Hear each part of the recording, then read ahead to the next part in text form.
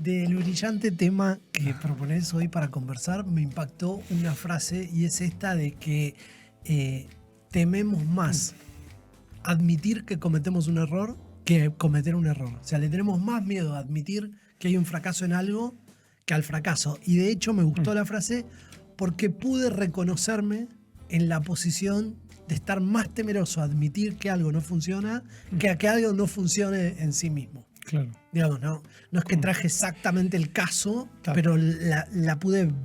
Te implicaste personalmente. Lo pude sentir. Siento... Dice, yo pasé por esta situación hace 15 días, digamos. No te digo que me pasó una vez. Tuve la sensación de decir, esto no es tan ajeno. Nada de lo que está vivo me es ajeno. No sé nada de lo humano me es ajeno. Eso, nada de lo humano me es ajeno. Vos sabés que el libro al que introducías como referencia al pensamiento de caja negra, de el inglés Matthew Syed, algo así, tiene una...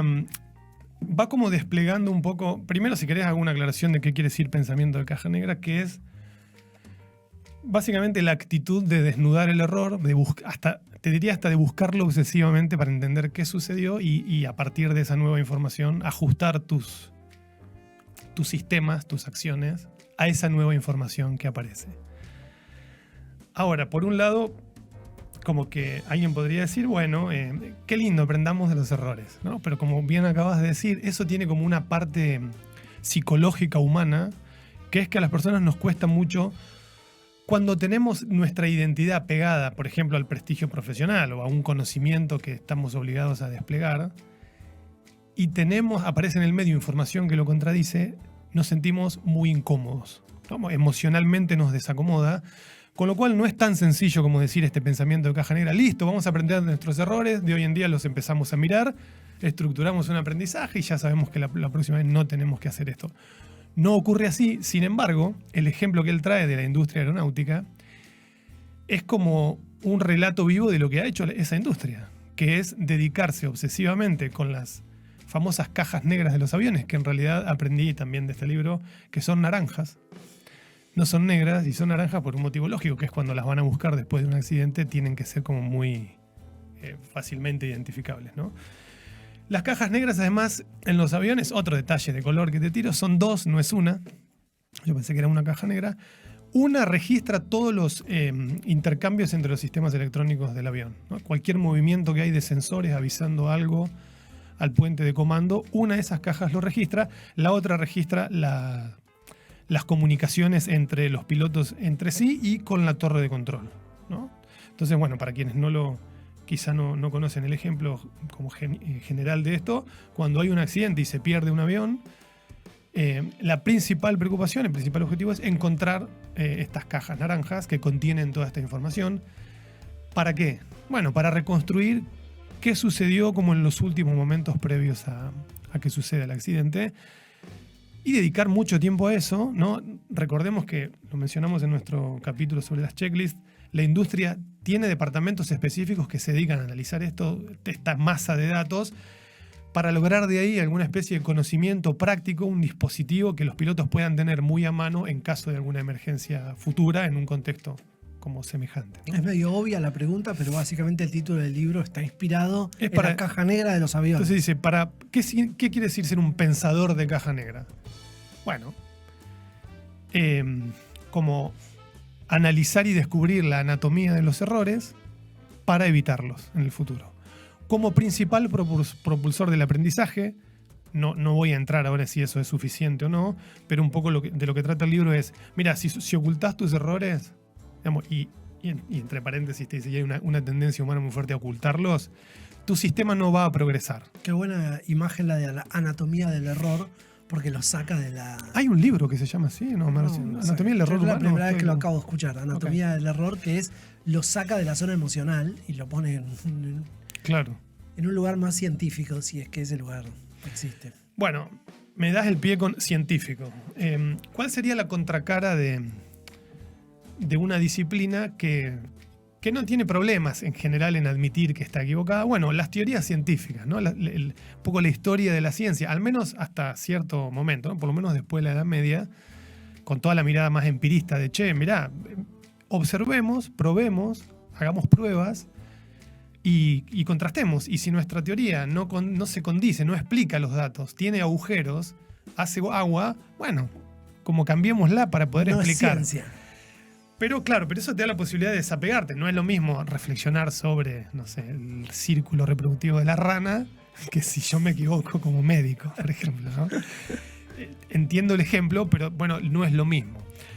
La contracara de eso, o sea, ¿quién no se identifica? ¿Cuál es como el rasgo de identidad de un científico? Bueno, pongo a prueba lo que digo que debiera funcionar en el mundo. Lo pongo a prueba, y si no lo pongo a prueba yo, me lo pone a prueba la comunidad científica, ¿no? Como es medio la regla de así se investiga, y aparece un paper que lo contradice y dice, bueno, a ver, ¿y qué explicaría? No, aplicaría estos 18 hechos. No, pero explica 14, estos 4 quedan afuera. Bueno, no los explica. ¿Cómo se explican estos 4? Ese proceso iterativo de estar probando en el campo produce conocimiento. Y en cierta manera, una teoría que no explica la realidad es una teoría errónea, ¿no? Entonces, bueno, ahí hace la conexión con el error. Entonces, la industria aeronáutica como modelo de desocultar los errores, es más, generar un dispositivo. Me gente que la caja negra es, quiero saber todo lo que pasó, quiero saber qué le dijo el copiloto, en qué tono al piloto, lo que sea. Hay un ejemplo de un caso, mirá qué interesante, que es que cómo surge, cómo aparece en la industria aeronáutica un pedido de enseñarle asertividad a los copilotos. A ver.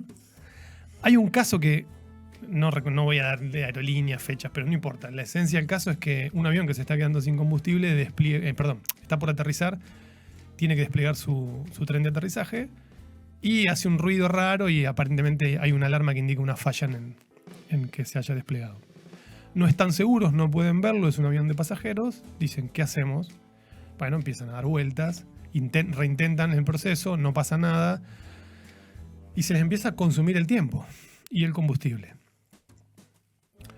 Y el capitán manda a uno de sus copilotos a mirar por la ventanilla, que parece que si se veía no sé qué parte de un fierro era un indicador suficiente que estaba desplegado. Pero el capitán, no contento con esa comprobación, sigue insistiendo obtener más datos, más información para la toma de decisiones. Para la toma de decisiones.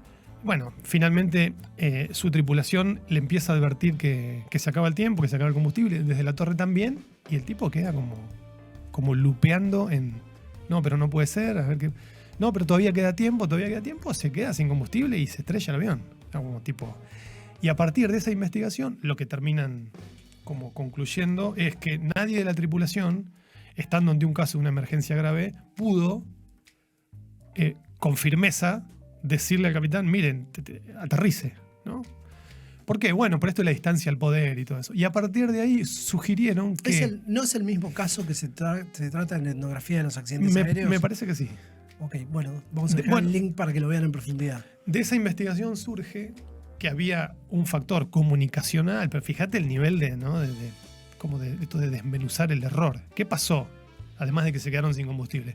Analizaron la conversación, los tonos de voz, con cuánta insistencia le iban diciendo, y hasta que en algún momento las personas no pudieron como superar esa brecha jerárquica y dijeron, bueno, listo. Que sea lo que Dios, no, lo que Dios quiera, no, que sea lo que el capitán quiera. Y finalmente hubo un accidente mortal. Creo que es el mismo, ¿eh? Sí, es el caso de... Si no es Avianca, bueno, pero igual no hace falta hacer nombres. Pero vamos a dejar el link para que se vea ese capítulo en el que desplegamos ese caso. Bueno, entonces... La conexión es la de índice de distancia de poder y cómo te vinculás con la jerarquía.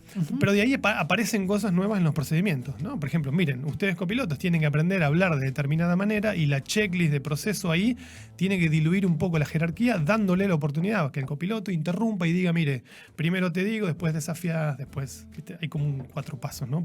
Bueno, de hecho también eso. Se cambia el idioma. Claro. Porque si el inglés permitía como una comunicación más directa. Eso ocurre eran pilotos y copilotos colombianos que en ese momento tenían un índice de distancia al poder muy alto. Vos lo comentaste acá. Y que además entran en comunicación con el controlador aéreo de Newark, del aeropuerto de Estados Unidos, del de Nueva York, que tenían fama de rudos además. Bueno, increíble el caso. Y bueno, muestra eso para decir, mirá, acá se habla todo, se desnuda todo, se muestra todo y tomamos acciones para eso y en tiempo real está disponible para todos los pilotos. Tipo, no se oculta nada. Contraste con eso, la industria médica. que según el autor inició una lucha hace un tiempo para imitar o tomar como ejemplo la industria aeronáutica, y como a duras penas lo está logrando. Conectado con esto, uno de los emergentes de esta lucha es el libro El efecto checklist de Atul Gawande, donde él cuenta los nuevos procedimientos que se crean en el quirófano para evitar muertes innecesarias. Y mirá qué interesante, acá quiero citar, ¿no? Porque es muy claro lo que dice respecto de cómo oculta la industria médica, o tiende a ocultar, por esto que hablamos del prestigio médico, ¿no? y sentirse personalmente amenazado. Ha desarrollado un lenguaje de subterfugios, como tipo bombas de humo, para referirse a errores que no los muestran como errores, ¿no? A ver. Una investigadora dice en el imprescindible libro After Harm, después del daño, la investigadora en temas de salud pública Nancy Bellinger expone un estudio sobre cómo los médicos hablan de sus errores. Resultó ser revelador. Comillas, al observar a médicos veteranos, los estudiantes aprenden que sus mentores y supervisores creen, practican y recompensan la ocultación de sus errores. Aprenden a hablar de resultados imprevisibles hasta el punto de que un error se convierte en una complicación. Y sobre todo aprenden a no contar nada a los pacientes. Es decir, hay como una cultura, ¿no? que está como enseñada desde los maestros a discípulos, digamos, que es que se suelen referir a los errores de esta manera, ¿no? Esta manera ambigua, como, bueno, hubo una complicación, o, esta es muy escuchada en Argentina, no pasó la anestesia. Bueno, ese tipo de expresiones hablan de, muchas veces, de errores, encubren errores. No es que los médicos tampoco lo hagan a propósito, ¿no? Sino que están tan habituados a creer que esta es la explicación que tenemos. La industria médica tiene esta explicación para el error. Hubo una complicación. Hicimos todo lo que pudimos. Claro, por eso parte de la transformación, perdón que Sí, te interrumpa, claro. parte de la transformación cultural tiene que ver con llevar un lenguaje diáfano a las interacciones en los frentes de trabajo, por ejemplo. Vos necesitas... Pero esto no es que necesitas que una persona tenga un lenguaje diáfano para expresarse. Necesitas que haya una cultura donde el lenguaje claro sea premiado. Digamos, no pensaba en esta idea de pensamiento de caja negra, tiene que ver no con el individuo tratando de dejar de temer al exponer un error, sino claramente un contexto que te premie el error. ¿Dónde ocurre? ¿Cuáles son esos contextos claramente de premio al error, a la investigación? En el caso de Toto Wolff también lo tratamos. Pero ocurre, por ejemplo, en creatividad. Está bien que el riesgo es menor. Claro. Pero, digamos, básicamente el ejercicio de brainstorming en la búsqueda de ideas es un ejercicio donde, por lo que la cultura te presenta, el hecho de que vos expongas malas ideas no daña tu imagen. Total. Digamos, tu imagen y tu autoestima no queda expuesta si vos presentás una idea que no funciona, porque presentar una idea que no funciona da pie, en términos de creatividad publicitaria, a una idea que sí puede funcionar. Total. Entonces todos sabemos que la idea no es de la persona, sino del brainstorming. Del proceso, claro. Que construyó, la idea es del brainstorming, construyó pequeños escalones donde vos pudiste traer y completar otra idea. Genial. Y te da el permiso para eso, ¿no? Con No esa solo te da el libertad. permiso, te lo premia. Che, el que es capaz de traer conexiones, aunque sean vagas, aunque sean laterales, no tenés que tener una conexión plena con el tema que estamos conversando. Si vos traes una idea que se acerca, esa idea puede ser el cimiento Claro. de otra nueva idea. De un progreso. Entonces, bueno, ahí ¿qué tenés? ¿Personas que no temen al error? No. Tenés culturas que favorecen que las personas no pongan su autoestima en juego ante un error. Que es un poco como empezaste. Che, las personas tienen temor a quedar expuestas, tienen temor a que su identidad se vea afectada por aceptar un error. De hecho, cuenta un caso como medio tragicómico al comienzo del libro, que es de una especie de secta religiosa que seguían a alguien que decía que en tal fecha se iba a producir el descenso de una nave. Parece, perdón, me río, pero parece chiste, pero no. Y pues, el 21 de diciembre desciende una nave y pasa algo. Entonces se generó una comunidad y esperaban ese día. Y hábilmente, dice el libro, un científico ambicioso, cuyo apellido no recuerdo, se infiltra ahí. Y dice, quiero investigar qué pasa cuando esta profecía no se cumpla. Porque él sabía que no se iba a cumplir. Decía, esto es ridículo lo que están diciendo. Bueno. Entonces, racionalmente, ¿qué era posible esperar? Y que la gente dijera, che, esto es cualquier cosa. Nos dijeron que iba a descender una nave y no pasó nada. Al minuto de que no pasaba nada.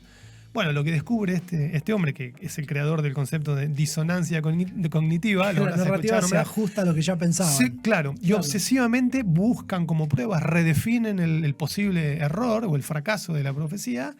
Y no solo, digamos, no la rechazan, sino que dicen cosas como, en este caso puntual, como dado nuestro esfuerzo reflexivo esperando este día, tipo la divinidad nos dio una oportunidad más, entonces no se produjo el fin del mundo. Cosas que él como registra, incluso como trabajo de campo de lo que sucedió.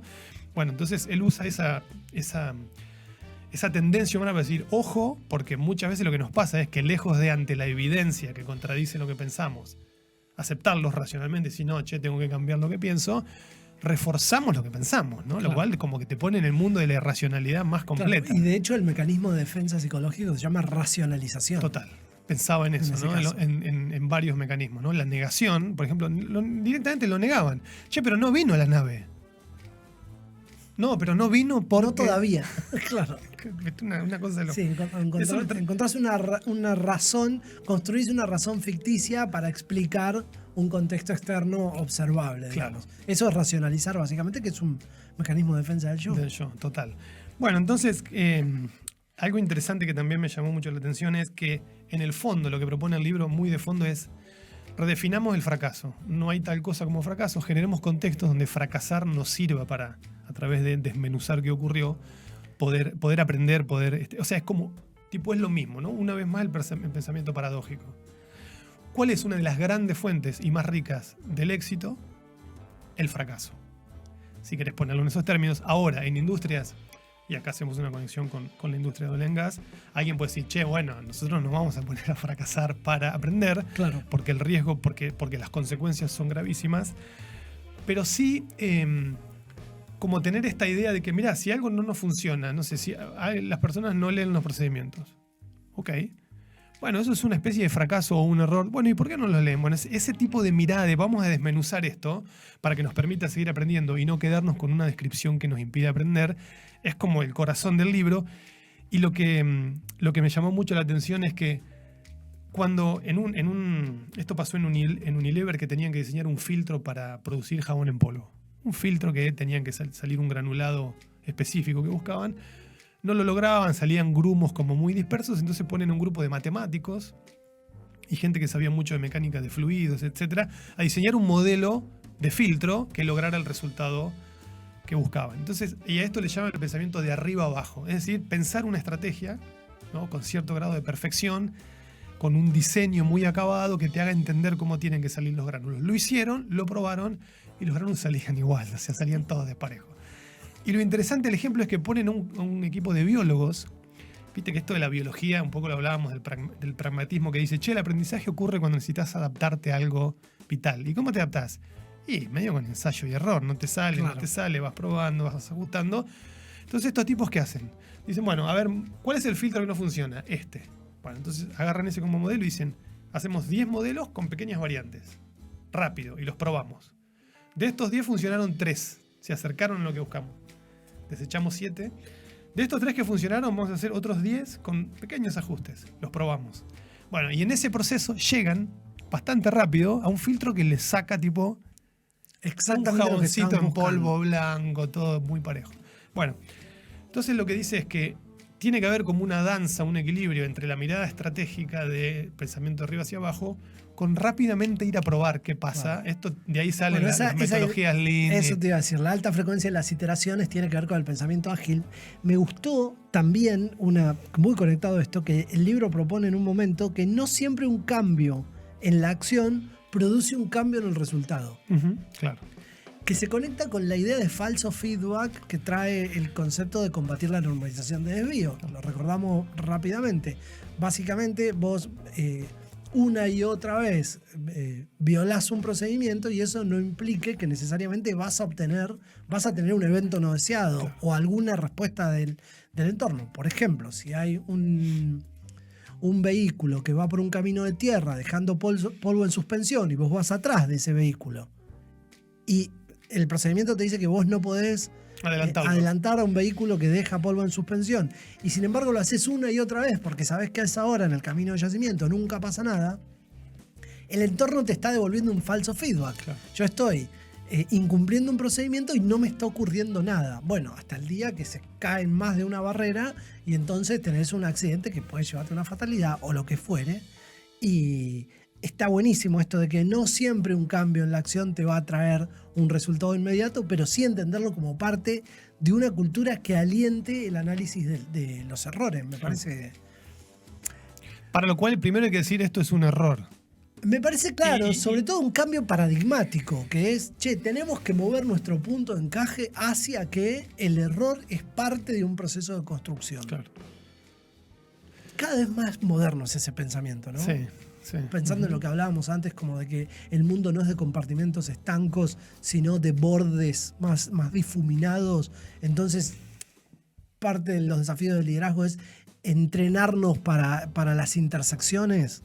Bueno, creo que esto de el error está más cerca de una intersección. En ese espacio. Bueno, si querés, como lo último que me parecía destacable mencionar, es este análisis que hacen del blindaje de los bombarderos europeos de la Segunda Guerra Mundial. Que contratan un matemático, un tal Wald, que parece que era un hipergenio. Lo contratan para que piense cómo blindar el fuselaje de los aviones cuando les tiraban, ¿no? Porque tenían una misión como muy crucial en la Segunda Guerra Mundial y en el futuro desarrollo de la guerra. Entonces, bueno, se pone a pensar con un equipo interesante. El departamento en el que trabajaba se llamaba Departamento de Matemáticas Aplicadas. Como que trataban de... ¿Por qué? Bueno, porque a ver cómo la matemática nos ayuda a entender qué podemos hacer con los aviones. Y la Fuerza Aérea le traía aviones, le mostraba aviones...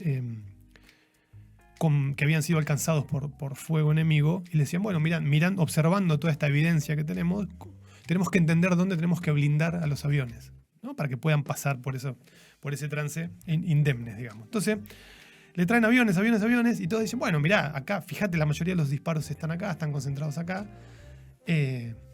Entendemos que estas son las zonas donde habría que blindarlo, y Wald dice, ok, voy a hablar de factores invisibles, ¿no? Después hacemos la conexión con lo cultural. Eso es la evidencia visible. Muchos aviones con muchos fuselajes dañados. Igual dijo, ¿pero qué pasa con los aviones que no están volviendo del frente? Claro. Bueno, son los que les tiraron, les pegaron y se cayeron, los bajaron. O sea, lo que estamos viendo son aquellos a los que le fue bien dentro de todos. Estos que regresaron con todos estos disparos nos dan la evidencia, en realidad, de que pueden regresar así. O sea que el fuselaje ahí está bien reforzado. Claro. Todo lo opuesto a lo que estaban. Entonces dijo, invirtió el razonamiento y dijo, ¿dónde no hay tiros? En la cola y en la cabina. Dice, claro, ahí hay que reforzar. Entonces tenemos que blindar acá. Y no se habían dado cuenta, ¿no? En principio, habían como agarrado por otro camino. Entonces, el libro concluye mostrando este ejemplo, y voy a leer literal lo que dice: para aprender del fracaso hay que tener en cuenta no solo los datos que pueden verse, sino también aquellos que son invisibles. Y cualquier factor cultural que te diga, mirá, si hubo presión de agenda agresiva en el lanzamiento del Challenger para lanzar dos veces por mes, esa causa invisible que llevó 9 años de investigación de Diane Vaughan, donde dijo la NASA tenía este desvío normalizado, forma parte de lo que produjo el accidente, para no quedarnos solo con que hubo una falla en los O-rings y entonces explotaron los. Muy interesante el análisis que hace los factores que no vemos, ¿no? Pero que contribuyen a los incidentes. Me gusta mucho esta idea de reconciliarse con el fracaso como un pensamiento de avanzada, digamos, ¿no? Como un pensamiento. A veces parece pensamiento mágico, digamos, ¿no? Y otro punto que me noté es la cantidad de tiempo que requiere aprender del fracaso. Y a veces las organizaciones no están dispuestas a pagar ese tiempo si el fracaso no es de una magnitud considerable. Y para la gestión de riesgos es un gran problema. Claro. Tener que aprender de fracasos considerables, porque estamos hablando de eventos mayores. Por eso es que tenés que aprender del fracaso menor, que es básicamente el cuasi accidente, el que no te produjo el precursor, ningún daño, o por lo menos ningún daño considerable. Bueno, ¿vale la pena leerlo? ¿Te gustó el libro? El libro es muy bueno, es entretenido. Entretenido. No traje la cantidad de casos, trae como muchas historias personales. Para cerrar el tema de la lucha que inició la industria médica para visibilizar los errores, es interesante cómo muchas veces un caso de dolor personal motiva un gran cambio. Claro. Los dos casos que trae, de un médico cuya esposa fallece por temas de anestesia, y del doctor Pronovost, que es muy nombrado en el libro El efecto Cheslick, que inicia esta investigación de no nos quedemos con que esto es una mera complicación, necesitamos entender qué sucedió. Se opone a la cultura médica reinante y está como teniendo ciertos resultados. Se lo considera un líder global en temas de seguridad médica, Pronovost, pero le costó bastante como... es como un contracaso de... Está creando un nuevo contexto medio personalmente, ahora con bastante apoyo. Pero fueron personas que desde su dolor personal dijeron, ¿por qué esto tiene que ser así? Por ejemplo, si en la industria de los aviones no pasa. En el primer caso de esta mujer que muere por complicaciones en la anestesia, su marido es piloto. Entonces, como toma, en algún momento dice, che, pará, ¿qué pasa? ¿Por qué en la industria aeronáutica funciona así? Y los médicos me dieron una palmadita en el hombro y me dijeron, hubo complicaciones con la anestesia, lo siento. Claro. Esta explicación me parece un poco corta, no creo que haya sido tan así. Inicia una investigación y empieza a mover todos estos temas de cómo la industria médica o tendía a, más bien, ocultar el error y por ende dificultar su progreso, ¿no? Son interesantes siempre los casos donde la fuerza de un individuo se impone al contexto porque son raros. Muy, extremadamente. O movilizan un contexto a partir de fuerza personal, digamos. Total. Así que extraordinario, Luchi. Para quienes vale la pena leerlo. Vale la pena leerlo para quienes no quieran pasar por ese proceso más largo. Hay una charla TED de Matthew Syed que habla un poco del pensamiento de caja negra y en qué consiste, de 18 minutos, no sé cuánto. Pero me motiva lo que decís de que el libro es fácil de leer. Sí. Te acompaña. Muy. Bueno, excelente. Gracias, Luchi. Gracias.